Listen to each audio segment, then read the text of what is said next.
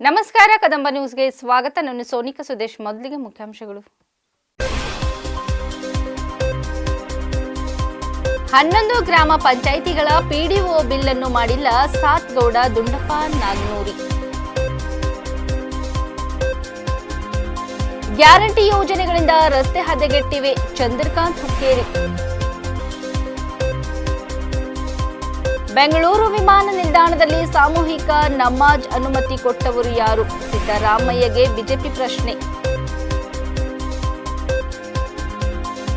ಉತ್ತರ ಪ್ರದೇಶದ ಎಲ್ಲ ಶಿಕ್ಷಣ ಸಂಸ್ಥೆಗಳಲ್ಲಿ ವಂದೇ ಮಾತರಂ ಹಾಡುವುದನ್ನು ಕಡ್ಡಾಯಗೊಳಿಸಲಾಗುವುದು ಯೋಗಿ ಆದಿತ್ಯನಾಥ್. ಸುದ್ದಿಯ ವಿವರಗಳು.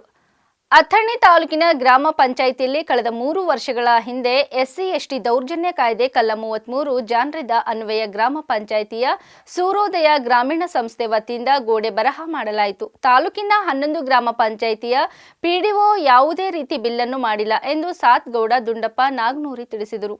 ತಾಲೂಕಾ ದಂಡಾಧಿಕಾರಿಗೆ ಮತ್ತು ತಾಲೂಕಾ ಪಂಚಾಯಿತಿಗೆ ಮನವಿ ಸಲ್ಲಿಸಲಾಯಿತು. ಹಲವು ಬಾರಿ ಗ್ರಾಮ ಪಂಚಾಯಿತಿಗೆ ಭೇಟಿ ನೀಡಿದರೂ 1 ವಾರದೊಳಗೆ ಬಿಲ್ಲು ಮಾಡುತ್ತೇವೆ ಎಂದು ಆಶ್ವಾಸನೆ ನೀಡಿದರು.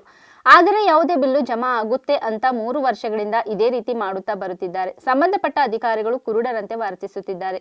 ಇನ್ನಾದರೂ ಸಂಬಂಧಪಟ್ಟವರು ತಾಲೂಕಾ ಪಂಚಾಯಿತಿ, ಜಿಲ್ಲಾ ಪಂಚಾಯಿತಿ, ತಾಲೂಕಾಡಳಿತ, ಜಿಲ್ಲಾಡಳಿತ, ರಾಜ್ಯ ಸರ್ಕಾರ, ಜಿಲ್ಲಾ ಉಸ್ತುವಾರಿ ಸಚಿವರ ಈ ಸಮಸ್ಯೆ ಬಗೆಹರಿಸಿ ಬಿಲ್ ಜಮಾ ಮಾಡಬೇಕು. ಹೇಳ್ತಾ ಇದ್ರಿ, ಎಷ್ಟು ದಿವಸ ಆಯ್ತು ಸರ್? ಈಗ ನಾವು 2022 ರೀ ಅಥಣಿ ತಾಲೂಕೊಳಗೆ SC STಗೆ ಸಂಬಂಧಪಟ್ಟಂಗೆ ದೌರ್ಜನ್ಯ ಕಾಯ್ದೆ ಸಂಬಂಧಪಟ್ಟ ಗೋಡೆ ಬರಹ ಮಾಡಿದ್ದು ರೀ 2022. ಇಲ್ಲಿವರೆಗೂ 3 ವರ್ಷ ಆಯ್ತು ರೀ ಸರ್. ಈಗ ನಾವು ಪ್ರಾಪರ್ ನಮ್ಮದು ಹುಕ್ಕೇರಿ ರೀ. ನಾವು ಹುಕ್ಕೇರಿಂದ ಇಲ್ಲಿವರೆಗೂ ಬಂದ್ಕಿಸಂದ್ರೆ 3 ವರ್ಷ ಹತ್ರ ಅಲ್ಲಿಂದ ಇಲ್ಲಿ ಅಪ್ ಆ್ಯಂಡ್ ಡೌನ್ ಮಾಡತ್ತೇವೆ ರೀ. ನಾವು ವಿಡಿಯೋಗಳಿಗೆ ಭೇಟಿ ಆದ್ರಿ, ಕಡಿಮೆ ಅಂದ್ರೆ ಒಂದು 10 ಸರಿ ಅವರಿಗೆ ಹೋಗಿಸಿ ಭೇಟಿ ಆಗಿದ್ದೇವೆ. ಅವರ ಬಿಲ್ ಕೊಡ್ತೇವಂತ ಅಂತಾರೆ ಸರ್. ಇಲ್ಲಿವರೆಗೂ ಯಾವುದೇ ಬಿಲ್ಗಳನ್ನು ಪೇಡ್ ಮಾಡಿಲ್ಲ. ಹೋದಾಗ ಒಂದು ಸರಿ ಆಶ್ವಾಸನೆ ಕೊಡ್ತಾರೆ, 4 ದಿವಸ ಬಿಟ್ಟು ಕೊಡ್ತೀವಿ ರೀ, 8 ದಿವಸ ಬಿಟ್ಟು ಕೊಡ್ತೇವೆ ಅಂತ ಕೊಡ್ತಾರೆ ರೀ. ಆದರೆ ಯಾವುದೇ ರೀತಿಯಿಂದ ಇಲ್ಲಿವರೆಗೂ ನಮ್ಮದು ಯಾವುದೇ ರೀತಿ ಬಿಲ್ಗಳು ಪೇಡ್ ಮಾಡಿಲ್ಲ ರೀ. ಇದಕ್ಕೋಸ್ಕರ ನಾವು ತಾಲೂಕ್ ಪಂಚಾಯತಿಗೆ ಹೋಗಿಸಿಂದ ಲೆಟ್ರ್ ಕೊಟ್ಕಿಸಿಂದ ಅವ್ರಿಗೂ ಭೇಟಿ ಆಗಿದ್ದೇವೆ ರೀ. ಈಗ ಅವರು ಕೂಡ ಹಂಗೆ ಹೇಳಿದ್ದಾರೆ ರೀ. ಆದರೆ ನಮಗೆ ಇದರಿಂದ ಭಾಳ ತೊಂದರೆ ಆಗಿಬಿಟ್ಟೈತೆ ರೀ. ಯಾವ ಪಂಚಾಯತಿ ಕೊಟ್ಟಿಲ್ಲ ರೀ? ನಾವು ಇಲ್ಲಿ ಅಥಣಿ ತಾಲೂಕೊಳಗೆ ರೀ ಟೋಟಲ್ ಇನ್ನು 11 ಪಂಚಾಯತಿ ನಮಗೆ ಬಿಲ್ ಮಾಡ್ಬೇಕು ರೀ. ಯಾವ ಪಂಚಾಯತಿ? ಶಂಕರಟ್ಟಿ ರೀ ಸರ್. ಒಂದು 30,000 ರೂಪಾಯಿ ಬಿಲ್ ಐತೆ ರೀ. ಆಮೇಲೆ PK ನಾಗನೂರು ರೀ 25,000 ರೂಪಾಯಿ ಕೊಡ್ಬೇಕು ರೀ. ಹಳ್ಳ್ಯಾಳ 10,000 ರೂಪಾಯಿ ಐತೆ ರೀ. ಮಲಾಬಾದು 30,000 ರೂಪಾಯಿ ಐತೆ ರೀ. ಆಮೇಲೆ ಜುಂಜುರವಾಡು 15,000 ರೂಪಾಯಿ. ಕನ್ಯಾಳು 12,000 ರೂಪಾಯಿ. ಕೋಹಳ್ಳಿ 15,000 ರೂಪಾಯಿ ಐತೆ ರೀ. ಆಮೇಲೆ ಮಧುಭಾಮಿ 25,000 ರೂಪಾಯಿ ಕೊಡ್ಬೇಕು ರೀ. ಸಿದ್ದೇವಾಡಿ 10,000 ರೂಪಾಯಿ ಕೊಡ್ಬೇಕು ಸರ್. ಹಿಂಗೆ ರೀ ಟೋಟಲ್ 11 ಪಂಚಾಯತಿ ಗ್ರಾಮ ಪಂಚಾಯತಿ ಉಳಿದವ್ರು ಸರ್. ನಮ್ಮ ಅಥಣಿ ತಾಲೂಕಿನ bus stand road KSRTC complex opposite ರಸ್ತೆ ತೆಗ್ಗುಂಡಿ ಬಿದ್ದಿದೆ. ಬೈಕ್, ಕಾರು ಸಂಚಾರಕ್ಕೆ ಅಡ್ಡಿಯಾಗುತ್ತಿದೆ. ದೃಶ್ಯಾವಳಿಗಳಲ್ಲಿ ನೋಡಬಹುದು ಯಾವ ರೀತಿ ರಸ್ತೆ ತೆಗ್ಗುಗುಂಡಿಗಳು ಬಿದ್ದಿವೆ. ಗ್ಯಾರಂಟಿ ಹೆಸರಿನಲ್ಲಿ ರಸ್ತೆಗಳು ಹದಗೆಟ್ಟಿವೆ ಎಂದು ಸಮಾಜ ಸೇವಕರು ಚಂದ್ರಕಾಂತ್ ಹುಕ್ಕೇರಿ ಚಿಕ್ಕೋಡಿ ಹೇಳಿದರು. ಯಾರಿಗಾದರೂ ಅಪಘಾತ, ಅನಾಹುತ ಸಂಭವಿಸಿದರೆ ಯಾರು ಹೊಣೆಗಾರರು ಎಂಬ ಪ್ರಶ್ನೆ ಎದುರಾಗಿದೆ. IB ರೋಡ್ ರಸ್ತೆ ಕೂಡ ತುಂಬಾ ಹದಗೆಟ್ಟು ಹೋಗಿದೆ. ಸಂಬಂಧಪಟ್ಟವರು ಕಣ್ಣು ಕಾಣದಂತೆ ಕುರುಡನಂತೆ ವರ್ತಿಸುತ್ತಿದ್ದಾರೆ.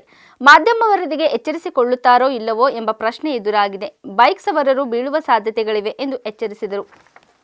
ಬೆಳಗಾವಿ ಜಿಲ್ಲೆ ಅಥಣಿ ಪಟ್ಟಣದೊಳಗೆ ಸಿಟಿದಾಗೆಲ್ಲ ಏನು ಮುಖ್ಯ ರಸ್ತೆಗಳು ಬಸ್ ಸ್ಟ್ಯಾಂಡ್ ಆಗಲಿ ಅಥವಾ ಅಂಬೇಡ್ಕರ್ ಸರ್ಕಲ, ಬಸ್ ಸ್ಟ್ಯಾಂಡ್ ರೋಡ, ಆಮೇಲೆ ಹಲ್ಯಾಳ ಸರ್ಕಲ್, ಕೆಲವು ಮಹತ್ವದ ಏರಿಯಾಗಳದಾಗೆಲ್ಲ ಡಬರೆಗಳು ಬಿದ್ದಾವೆ. ರಸ್ತೆ ಡಬರೆ ಬಿದ್ದ ಎಲ್ಲ ಧೂಳುಮಯ ಆಗಿದೆ. ಧೂಳದಿಂದ ಆಜು ಬಾಜು ಅಂಗಡಿಗಳದಾಗೆಲ್ಲ ಧೂಳು ಹಾಕತೈತಿ. ಮತ್ತು ತಿನ್ನೋ ಪದಾರ್ಥಗಳ ಮೇಲೆಲ್ಲ ಧೂಳು ಕುಂಡಾಕತೈತಿ. ಕೆಲವು ಮಂದಿ ಅಡುಗೆ ಮಾಡ್ರೆ ಅಡುಗೆಗೆಲ್ಲ ಧೂಳು ಹೊಂಟೈತಿ. ಭಯಂಕರ ಪರಿಸ್ಥಿತಿ ಕೆಟ್ಟೈತಿ. ಅದಕ್ಕೆ ದಯಮಾಡಿ ಸಂಬಂಧಪಟ್ಟ ಇಲಾಖೆದವರು ಮತ್ತು ಜನಪ್ರತಿನಿಧಿಗಳು ಈ ಅಥಣಿ ಪಟ್ಟಣದೊಳಗಿನ ರಸ್ತೆ ಏನೈತಿ ಕೂಡಲೇ ದುರಸ್ತಿ ಮಾಡಬೇಕು. ಇದರಿಂದ ರೋಗ ರುಜಿನಗಳು ಹೆಚ್ಚಾಗೋ ಸಂಭವ ಐತಿ. ಅದಕ್ಕಂತ ಧೂಳದಾಗ ಮಂದಿ ಹೈರಾಣಾಗಿದ್ದಾರೆ. ಯಾವಾಗ ಗಾಡಿಗಳ ಡಬ್ರೆದಾಗ ಸ್ಕಿಡ್ ಆಗ್ತಾವೆ, ಏನು ಅಪಾಯ ಆಗ್ತದೆ ಹೇಳಕ್ಕೊಂಡು ಅಪಾಯ ಆಗೋಕ್ಕಿಂತ ಮುಂಚೆ ಮುನ್ನೆಚ್ಚರಿಕೆವಾಗಿ ಸಂಬಂಧಪಟ್ಟ ಅಧಿಕಾರಿಗಳಲ್ಲಿ ರಸ್ತೆ ಕಡೆ ಗಮನ ಹರಿಸಬೇಕು. ಮತ್ತು ಹೊಸ ರಸ್ತೆ ಮಾಡಬೇಕು ಅಥವಾ ಪ್ಯಾಚ್ ವರ್ಕ್ ಮಾಡಬೇಕು, ಜನರಿಗೆ ಅನುಕೂಲ ಮಾಡಿ ಧೂಳು ಎಳಬಾರ್ದಂಗೆ ನೋಡ್ಕೋಬೇಕಂತೇಳಿ ತಮ್ಮ ವಾಹಿನಿ ಮುಖಾಂತರ ಹೇಳಲಿಕ್ಕೆ ಇಷ್ಟಪಡ್ತೀನಿ. ಚಂದ್ರಕಾಂತ್ ಹುಕ್ಕೇರಿ, ಸಮಾಜ ಸೇವಕರು, ಚಿಕ್ಕೋಡಿ. ಕೆಂಪೇಗೌಡ ಅಂತಾರಾಷ್ಟ್ರೀಯ ವಿಮಾನ ನಿಲ್ದಾಣದ ಆವರಣದಲ್ಲಿ ನಮಾಜ್ ಮಾಡುವುದನ್ನು ರಾಜ್ಯ ಬಿಜೆಪಿ ಆಕ್ಷೇಪ ವ್ಯಕ್ತಪಡಿಸಿದೆ. ಹೆಚ್ಚಿನ ಭದ್ರತಾ ವಲಯದಲ್ಲಿ ಅಂತಹ ಕೃತ್ಯಕ್ಕೆ ಹೇಗೆ ಅವಕಾಶ ನೀಡಲಾಗಿದೆ ಎಂದು ಪ್ರಶ್ನಿಸಿದೆ. ಪಕ್ಷದ ವಕ್ತಾರ್ ವಿಜಯ್ ಪ್ರಸಾದ್ ಅನುಮತಿ ಕೊಟ್ಟವರು ಯಾರು ಎಂಬುದರ ಬಗ್ಗೆ ಮುಖ್ಯಮಂತ್ರಿ ಸಿದ್ದರಾಮಯ್ಯ ಮತ್ತು ಐಟಿ ಸಚಿವ ಪ್ರಿಯಾಂಕ್ ಖರ್ಗೆ ಅವರಿಂದ ಸ್ಪಷ್ಟೀಕರಣವನ್ನು ಕೋರಿದ್ದಾರೆ. ಬೆಂಗಳೂರಿನ ಕೆಂಪೇಗೌಡ ಅಂತಾರಾಷ್ಟ್ರೀಯ ವಿಮಾನ ನಿಲ್ದಾಣದ ಟರ್ಮಿನಲ್ 2ರಲ್ಲಿ ಈ ಘಟನೆ ನಡೆದಿದೆ. ಈ ಕುರಿತು ಸಾಮಾಜಿಕ ಜಾಲತಾಣ ಎಕ್ಸ್ನಲ್ಲಿ ಪೋಸ್ಟ್ ಮಾಡಿರುವ ವಿಜಯ್ ಪ್ರಸಾದ್, ಈ ವ್ಯಕ್ತಿಗಳು ಹೆಚ್ಚಿನ ಭದ್ರತಾ ವಿಮಾನ ನಿಲ್ದಾಣ ವಲಯದಲ್ಲಿ ನಮಾಜ್ ಮಾಡಲು ಪೂರ್ವಾನುಮತಿ ಪಡೆದಿದ್ದಾರೆಯೇ? ಸಂಬಂಧಪಟ್ಟ ಅಧಿಕಾರಿಗಳಿಂದ ಸೂಕ್ತ ಅನುಮತಿ ಪಡೆದ ನಂತರ ಆರ್ಎಸ್ಎಸ್ ಪಥಸಂಚಲನ ನಡೆಸಲು ಸರ್ಕಾರ ಏಕೆ ಆಕ್ಷೇಪಿಸುತ್ತದೆ? ಆದರೆ ನಿರ್ಬಂಧಿತ ಸಾರ್ವಜನಿಕ ಪ್ರದೇಶದಲ್ಲಿ ನಮಾಜ್ನಂತಹ ಚಟುವಟಿಕೆಗಳಿಗೆ ಕಣ್ಣು ಮುಚ್ಚಿ ಕುಳಿತಿದೆ ಎಂದು ಆಕ್ರೋಶ ವ್ಯಕ್ತಪಡಿಸಿದ್ದಾರೆ.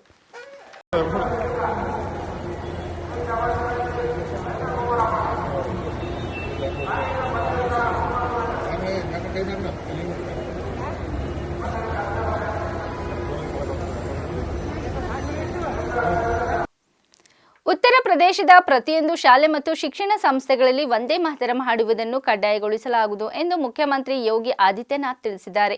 ಗೋರಖ್ಪುರದಲ್ಲಿ ನಡೆದ ಏಕತಾ ಯಾತ್ರೆ ಕಾರ್ಯಕ್ರಮವನ್ನು ಉದ್ದೇಶಿಸಿ ಮಾತನಾಡಿದ ಅವರು, ಈ ಕ್ರಮವು ಭಾರತ ಮಾತೆ ಮತ್ತು ಮಾತೃಭೂಮಿಯ ಬಗ್ಗೆ ನಾಗರಿಕರಲ್ಲಿ ಗೌರವ ಮತ್ತು ಹೆಮ್ಮೆಯ ಭಾವನೆಗಳನ್ನು ಪ್ರೇರೇಪಿಸುತ್ತದೆ ಎಂದು ಹೇಳಿದರು.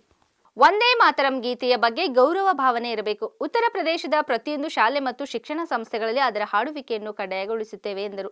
ಜಾತಿ, ಪ್ರದೇಶ, ಭಾಷೆ ಹೆಸರಿನಲ್ಲಿ ವಿಭಜಿಸುವ ಅಂಶಗಳನ್ನು ಗುರುತಿಸುವುದು ಮತ್ತು ಹೊಸ ಚಿಹ್ನೆಗಳನ್ನು ಸೃಷ್ಟಿಸುವ ಪಿತೂರಿಯ ಭಾಗವಾಗಿರುವ ಅಂಶಗಳನ್ನು ಗುರುತಿಸುವುದು ನಮ್ಮ ಕರ್ತವ್ಯ. ಭಾರತದಲ್ಲಿ ಮತ್ತೊಂದು ಹೊಸ ಚಿಹ್ನೆ ಹುಟ್ಟಿಕೊಳ್ಳದಂತೆ ನಾವು ಖಚಿತಪಡಿಸಿಕೊಳ್ಳಬೇಕು. ವಿಭಜಕ ಉದ್ದೇಶ ಬೇರೂರುವ ಮೊದಲು ಅದನ್ನು ಹೂತು ಹಾಕಬೇಕು ಎಂದು ಯುಪಿ ಮುಖ್ಯಮಂತ್ರಿ ಹೇಳಿದರು. राष्ट्रगीत के 150वें वर्ष में प्रवेश करने के उपलक्ष्य में भी पूरे देश के अंदर कार्यक्रम शुरू हो चुके हैं. राष्ट्रगीत वंदे मातरम के प्रति कृतज्ञता ज्ञापित करते हुए हर स्कूल कॉलेजेस में इस गीत का वाचन हो, सामूहिक गायन हो, यह हर एक के लिए आवश्यक है. राष्ट्रीय एकता और अखंडता को कमजोर करने वाले उन कारकों को ढूंढना पड़ेगा, उस पर प्रभावी प्रहार करना पड़ेगा, जिससे आने वाले समय में कोई दूसरा जिन्ना पैदा होकर के भारत की अखंडता को चुनौती न देने पाए. इस दिशा से आज की एकता यात्रा व्यापक जन जागरण का आह्वान कर रही है. लौह पुरुष सरदार वल्लभ भाई पटेल ने भी देशवासियों का आह्वान किया था कि स्वतंत्रता का मतलब केवल आज़ादी नहीं, बल्कि राष्ट्र के प्रति हमारी जिम्मेदारियों का एहसास हमें कराता है. देश के युवाओं के लिए भी उन्होंने कहा था कि जिस देश का युवा जागरूक होगा, जागृत होगा, उस देश में कभी गुलामी नहीं आ सकती. हमें इन दोनों बातों को ध्यान में रख करके सदैव आगे बढ़ना होगा. ये राष्ट्रीय एकता इसी बात को आगे बढ़ाने का कार्य कर रही है. इस अवसर पर मैं एक बार फिर से लौह पुरुष सरदार वल्लभ भाई पटेल की स्मृतियों को नमन करता हूं. प्रदेशवासियों की ओर से उन्हें विनम्र श्रद्धांजलि अर्पित करता हूं और इसके साथ ही राष्ट्रगीत वंदे मातरम के रचयिता बंकिम चंद्र चट्टोपाध्याय की स्मृतियों को भी नमन करते हुए उन्हें विनम्र श्रद्धांजलि अर्पित करता हूं. ಹಿಂದೂಗಳ ಖ್ಯಾತ ಪವಿತ್ರ ಧಾರ್ಮಿಕ ಯಾತ್ರಾ ತಾಣ ತಿರುಪತಿ ತಿರುಮಲ ದೇವಸ್ಥಾನದಲ್ಲಿ ಮತ್ತೊಂದು ಮಹಾಪಚಾರವೆಸಗಲಾಗಿದ್ದು, ಅಲ್ಲಿನ ಸಿಬ್ಬಂದಿಗಳೇ ಪವಿತ್ರ ಬೆಟ್ಟಗಳ ಮೇಲೆ ಮಾಂಸಾಹಾರ ಸೇವಿಸಿರುವ ವಿಡಿಯೋ ವ್ಯಾಪಕ ವೈರಲ್ ಆಗುತ್ತಿದೆ. ತಿರುಮಲದ ಅಲಿಪುರಿ ಕಾಲ್ದಾರಿ ಸಮೀಪ ಮಾಂಸಾಹಾರ ಸೇವಿಸಿದ ಆರೋಪದ ಮೇಲೆ ಇಬ್ಬರು ಹೊರಗುತ್ತಿಗೆ ನೌಕರರನ್ನು ತಿರುಮಲ ತಿರುಪತಿ ದೇವಸ್ಥಾನ ವಜಾಗೊಳಿಸಿದೆ. ಮಾತ್ರವಲ್ಲದೆ ಈ ಸಂಬಂಧ ತಿರುಮಲದ 2 ಟೌನ್ ಪೊಲೀಸ್ ಠಾಣೆಯಲ್ಲಿ ಪ್ರಕರಣ ಕೂಡ ದಾಖಲಾಗಿದೆ.